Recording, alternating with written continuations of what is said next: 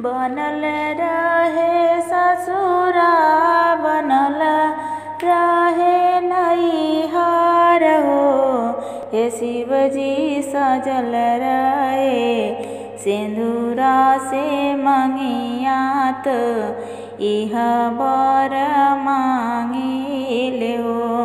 हे शिवजी सजल रहे सिंदूरा से मंगियात इह बर मांगिले हो। नैहर अमर रहे पाई से बाती जवान हो।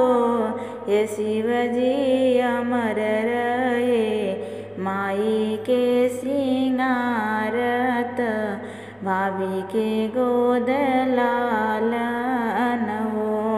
हे शिवजी अमर रहे मम्मी के सुहाग त भाभी के माथे चूनर हो। अमर रहे ससुरा हमारा ससुर जी के हो। हे शिवजी अमर रहे सासू जी के चूड़िया त अमर सुहाग रहे हो। हे शिवजी अमर रहे सासू जी के सिंदूरा त सुखी परिवार रहे हो।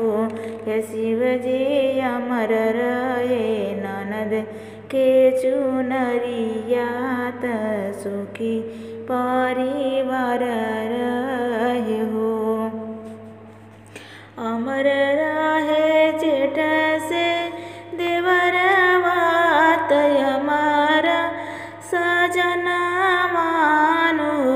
हे शिवजी अमर रहे गोदी के लालनवा त इह बर मांगिले हो। हे शिवजी अमर रहे गोदी में बालकवा त इह बर मांगिले हो। जब तक चंदा सूरज चमके गंगा जी में निरवाए हो। हे शिवजी तब तक रहे हम सुहागिन बन के आही बातीन हो। हे शिवजी तब तक रहे हम सुहागिन 16 सिंगार चमके हो। हे शिवजी तब तक रहे हम सुहागिन 16 सिंगार चमके हो। बनल रहे हे शिवजी ससुरा बनल रहे